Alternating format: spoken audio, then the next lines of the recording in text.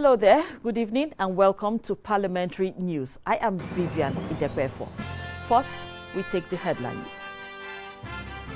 President Buhari urges member countries of the Gulf of Guinea Commission to remain alive to their responsibilities.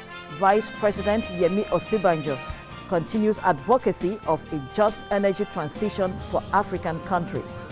Having recognized the fact that global zero carbon ambitions cannot be realized without intentional carbon removal technologies.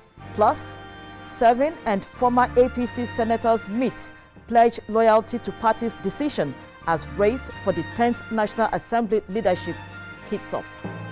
Now the details. President Muhammadu Buhari has stressed the need for member countries of the Gulf of Guinea Commission to remain alive to their responsibilities by making the organization a pride of place and worthy of the high ideals it was established for.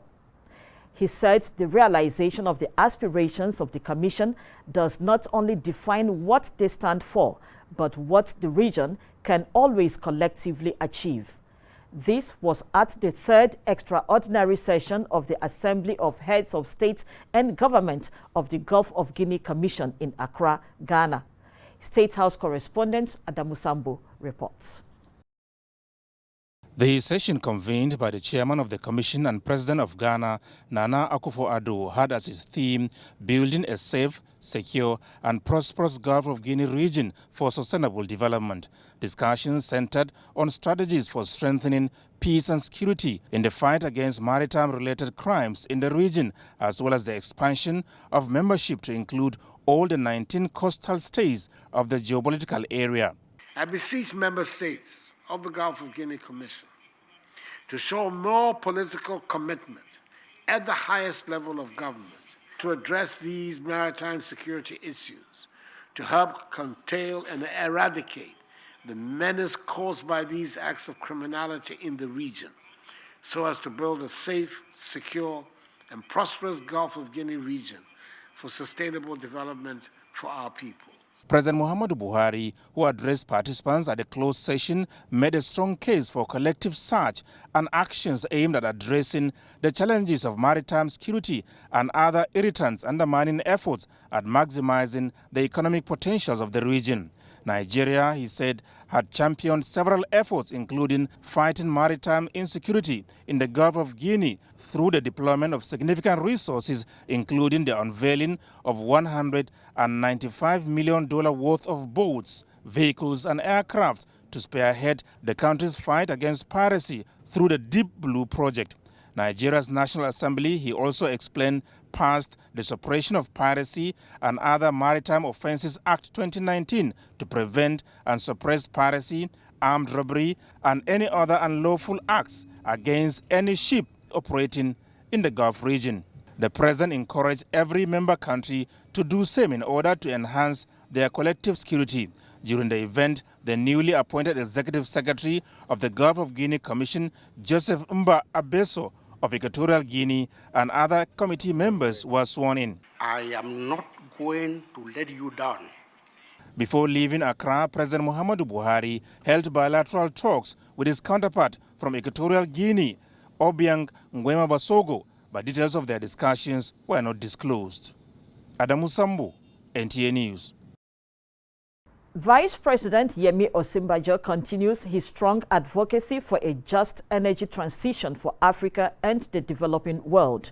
He stressed that the issue of energy poverty has to be tackled headlong and reflected in the global energy transition conversations in order for African countries to attain middle societal and individual prosperity for its people.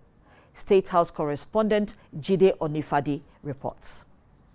Vice President Yemi Osinbajo and his entourage arriving at the University of Pennsylvania on the invitation of the university, celebrating 50 years of black studies at the university.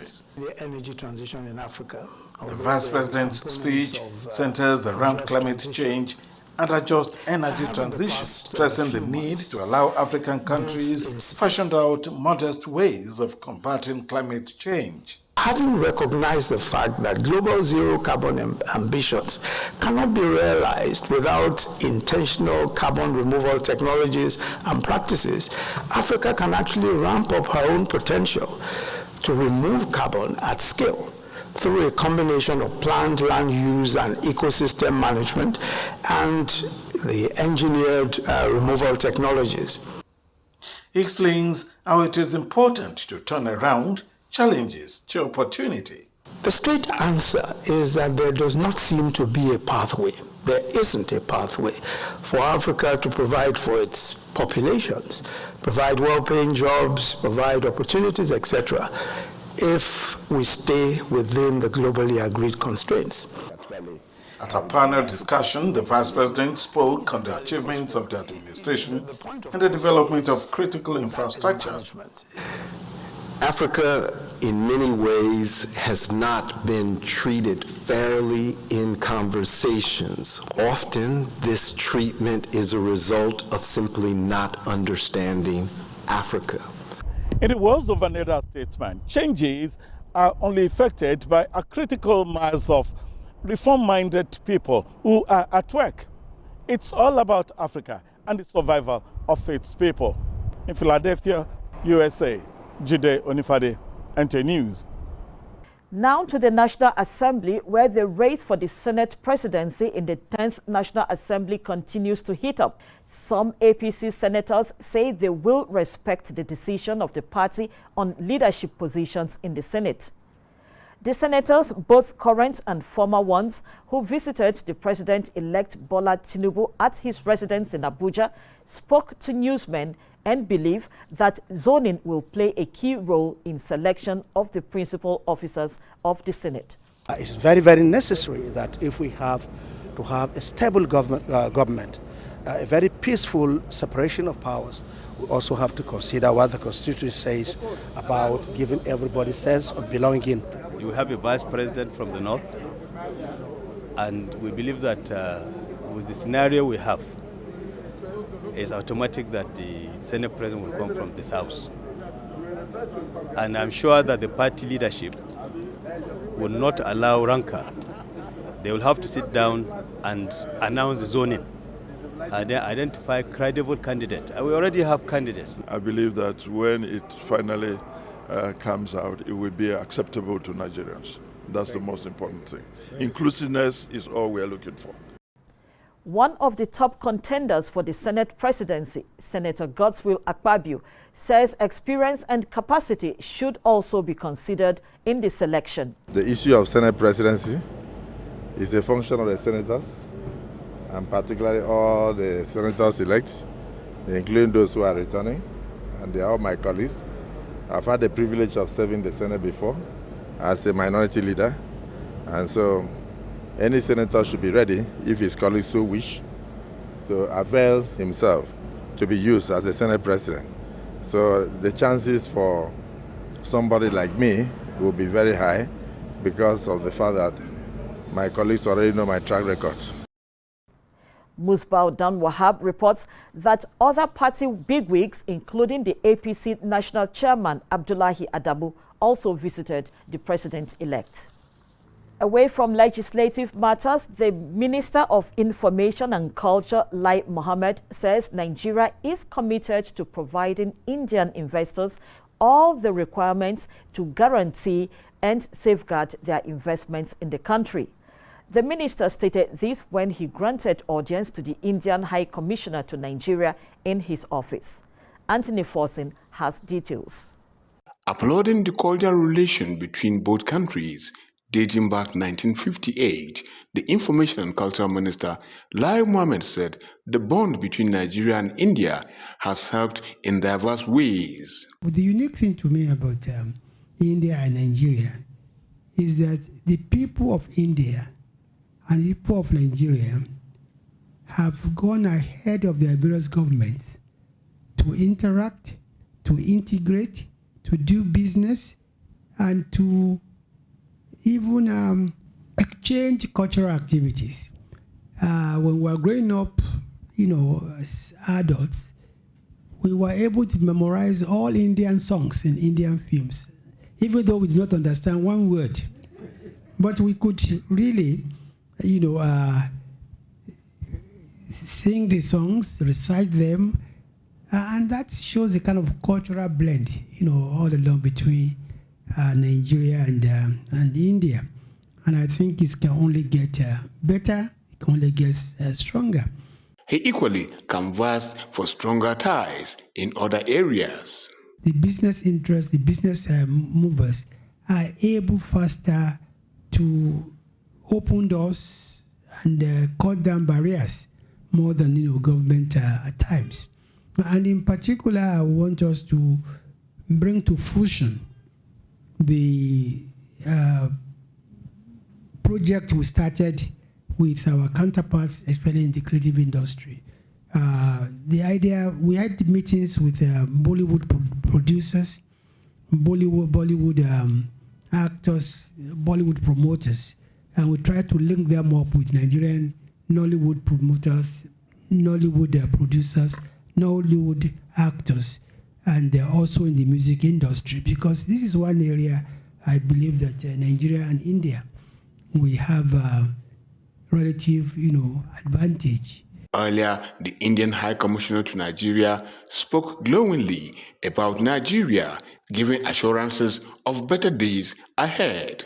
We do have good relationship, and the Bollywood, Nollywood, I'm sure, Excellency, as you are aware, there's a lot that we can do, not only in terms of joint production, but also in terms of exchange of views and other things. In Bollywood, as you know, is the largest film producers in the world. We produce more than 1,000 movies a year. And Nollywood is also very strong. Postcard from India with all Nigerian actors and actresses, along with Indian actors, actresses. They had completed the production very recently. Till March, they were in India. From January to March, they were in India.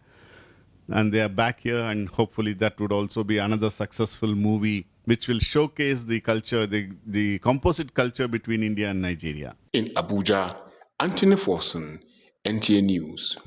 And still to come, Kwara State House of Assembly receives nominees for confirmation as chairman and members of the Kwara State Independent Electoral Commission.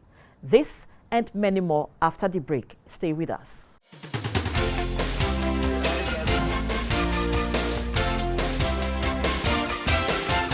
NTA Parliament is a dedicated 24-hour channel that broadcasts the activities of the Nigerian Senate, Federal House of Representatives, and all the 36 state houses of assembly. NTA Parliament, strengthening Nigeria's democracy.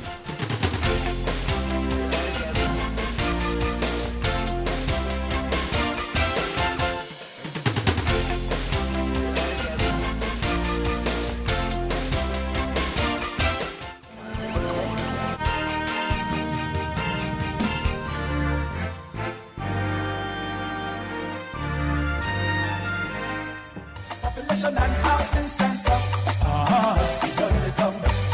Everybody get ready, From the 3rd of May to 7th of May 2023, the National Population Commission will be conducting a comprehensive population and housing census to generate reliable, sustainable and up-to-date data needed for policy formulation, security, national planning and development. Population and housing census, it will make life better, because now him our government to give the use.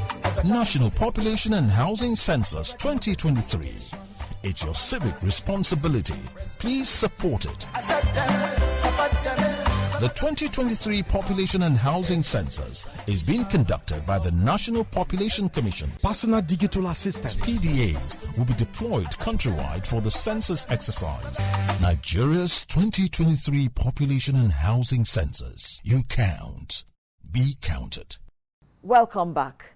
You're on to Parliamentary News on NTA Parliament. The President of the Pan-African Parliament, Fortune Charumbira, has called on African youths to take their place as the engine driving the implementation of the African Continental Free Trade Area. He called on young people to tap into opportunities offered by intra-African trade and play a leading role in Africa's industrialization and economic transformation. Fortune Charumbira was addressing students in Johannesburg, South Africa on the occasion of the 2023 African Union Model Summit under the theme of the year, Acceleration of the African Continental Free Trade Area Implementation. He noted that young people should make their voices heard to ensure that the implementation process of the AfCFTA is responsive to their needs as the future of the African continent. The President of the Continental Parliament believes that harnessing the potential of the Continental Agreement will help the youth overcome difficulties in accessing formal employment and decent jobs. He pledged the commitment of the Pan-African Parliament to ensure that the youth fully play their role and reap the benefits of what he described as one of the most important African projects to date. Meanwhile, the President of the Pan-African Parliament has commenced a working visit to the National Assembly of Kenya, where talks on ways to strengthen partnerships to advance the Africa We Want agenda tops the conversation with the Speaker, Moses Wetangula. And back home, the Kwara State House of Assembly has confirmed Justice Abdulateef Kamaldeen as the Grand Qadi of the Kwara State Sharia Court of Appeal. His confirmation followed thorough screening by the lawmakers at plenary. Kehinde Omolosho has details. Responding to questions from the lawmakers, Justice Abdulateef Kamaldeen promised the extension of Sharia courtrooms to all parts of the state for easy access to Sharia justice. The court, he says, will be fair to all parties with litigations before it, without giving preference to anyone.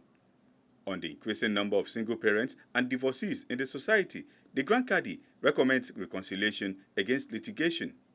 The issue of Sharia law, we have set up another committee in the Sharia Court of Appeal that will look into how we are going to sensitize our people on the content and the concept of Islamic law, the position of Islamic law in our society, the benefits that will benefit all the Muslims, even the non-Muslims. Justice Kamaldeen advocates alternative dispute resolution mechanism to reduce marital disintegration in the contemporary society.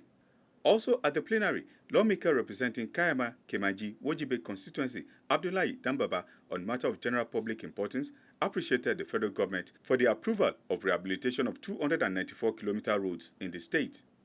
The roads, which will be constructed under the Infrastructure Tax Credit Scheme upon completion, will revolutionize road travels within Kwara and neighboring states with huge potentials for development and food security. Speaker Kehinde Omolosho, NTA News. Still Assembly in Kwara State, it has received 7 nominees for screening and confirmation as chairman and members of Kwara State Independent Electoral Commission. This is contained in a message from Governor Abdurrahman Abdurazak at plenary. Again, Kehinde Omolosho tells us more. The nominees confirmed by the legislators are Mohammed Baba Okala as chairman, while Frederick Sabi Abel, Hassan Taye Salami, Bade Yanyomi, Ndama Alasan, Sakabal Keys Kehinde, and Abdullahi Amdat will serve as members of the commission. Responding to questions from the lawmakers, chairman of the commission, Mohammed Okala, promised to be impartial in the conduct of local government polls in the state. He reaffirmed the resolve of the state electoral umpire to providing a level playing ground for participating political parties before, during, and after the local government elections in the state. When an election is to be conducted, all necessary procedures have been put in place. Observers are there, party agents are there. Results are collected, counted. How then do we now come about this manipulation of a thing? Other members in their response charged political parties to always imbibe the spirit of sportsmanship to ensure each free polls. Once you are transparent and you adhere to the guidelines, to the rules, and to the regulations of the QASEC, you must follow it holistically. Honesty and transparency is the major key. The Speaker thereafter directed Clerk of the House, Halima Perogi, to communicate the notice of the confirmation of the appointments to the Governor. Kehinde Omolosho, NTA News. And from Ondo State comes the report that Speaker Ondo State House of Assembly, Bamidele Oloyelogun, and 2 others have been arraigned before a high court of the state sitting in Akure over alleged fraud. Toyi Batire tells us more. The Speaker, Ondo State House of Assembly, Bamidele Oloyelogun, and 2 others are facing 2-count charge preferred against them by the Economic and Financial Crimes Commission. During the arraignment, the Speaker of the Ondo State House of Assembly and 2 other defendants pleaded not guilty to the 2 counts. The Economic and Financial Crimes Commission, EFCC, arraigned the 3 defendants on an alleged 2.4 million naira fraud from the House of Assembly fund. After their arraignment, counsel to EFCC, Kingsley Udus, prayed the court to remand the defendant in the correctional center while the trial subsists. However, the defense counsel Femi Emodamori pleaded with the court to grant the defendants bail on the terms of their administrative bail. The court wants a full, clear date for the prosecution to bring all their witnesses. It eventually became clear that the prosecution was ready, and we had also told the court that we are fully ready. So the matter was adjourned till 18th day of May for trial. The presiding judge, Justice Adegboyega Adebusoye, granted bail to Oloyelogun and the 2 other defendants based on the terms and conditions of the administrative bail. In Akure, Toyin Batire, NTA News. Away from parliamentary matters, malaria, which affects millions of people every day, has been discovered for millennia. It has, however, been a Herculean task eliminating it. It is against this backdrop that the 2023 World Malaria Day is themed Time to Deliver Zero Malaria, Invest, Innovate, Implement. Cecilia Julius tells us more. According to statistics, approximately half of the world's population in more than 100 tropical and subtropical countries is at risk for malaria, with more than 90% cases and deaths occurring in Africa. Health innovations in the world have over the years fostered the fight against the spread of the disease. How then should malaria be prevented or treated? We have to approach it in terms of short-term measures and then the long-term measures. In the short-term measures, we can use the basic preventive measures, such as use of the insecticide-treated malaria mosquito nets, use of IPT, that's intermittent preventive treatment in pregnant women and in children under 5 years, use of fumigation, and then, of course, environmental sanitation and all that. But on the long time, the country needs to invest heavily in measures of vaccine, which is already available now, and then also genetic engineering, which is being used in other countries to make sure that the female mosquitoes don't breed. According to health experts, with proven tools and methods such as insecticide-treated bed nets and better case management of malaria in children and pregnant women, the rise in cases should reduce. In the meantime, we should do the needful, which is within our own control as family, individuals, and all that. And then we also need international communities to give strong support and backing to Nigeria's strategic plans towards achieving zero malaria. It is therefore clear that in order to deliver zero malaria, there is the urgent need to employ a combination of strategies, innovations, and implement possible solutions to eliminate malaria. Cecilia Julius, NTA News. Over the years, administrations in Nigeria and Ebonyi State in particular have rolled out several intervention programs and policies aimed at eradicating malaria. However, malaria seems to be on the increase despite these interventions. In this report, Fortunate Ozo x-rays such interventions and ways of reducing it, if not completely eliminating malaria in Nigeria.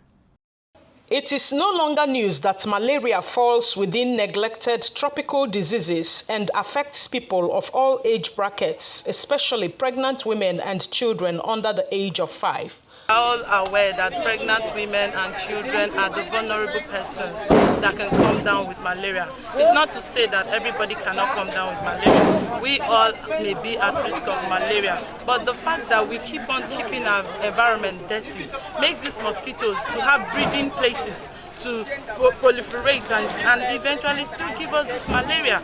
The Rollback Malaria, launched in 1998 to reduce deaths from malaria by 2010, the National Malaria Strategic Plan 2014 to 2020 aimed at ensuring transition from malaria control to malaria elimination in Nigeria.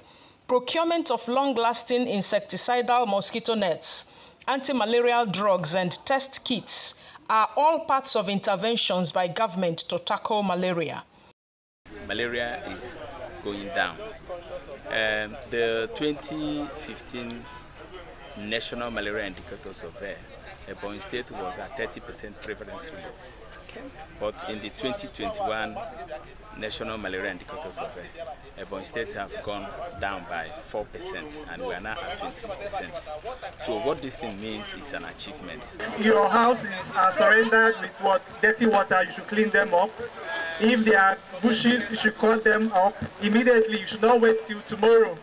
You should not say, let everybody come together before we cut it. So you should start the action first. With the invention of the R21 malaria vaccine, which happens to be the first vaccine that meets the World Health Organization's goal of a malaria vaccine with at least 75% efficacy, and which Nigeria is the second country to approve, it is expected that malaria will be a thing of the past in the country in no distant time.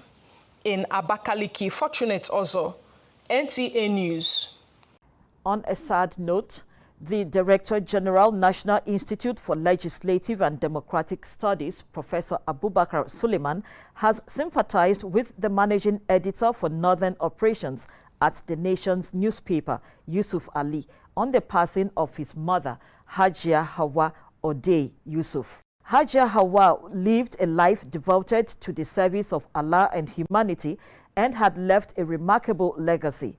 The DG Niels encouraged Yusuf Ali to take comfort in the fact that his mother lived a righteous life. He prays for the peaceful rest of the deceased and for the Almighty Allah to grant the family the strength to bear the loss. And that does it on Parliamentary News for this evening. Do join us again tomorrow, but remember, NTA stands against rape and rapists. You can also follow us on our social media handles for news updates. The media handles are scrolling on your screen. Again, I am Vivian Idekbefo. Many thanks for joining us.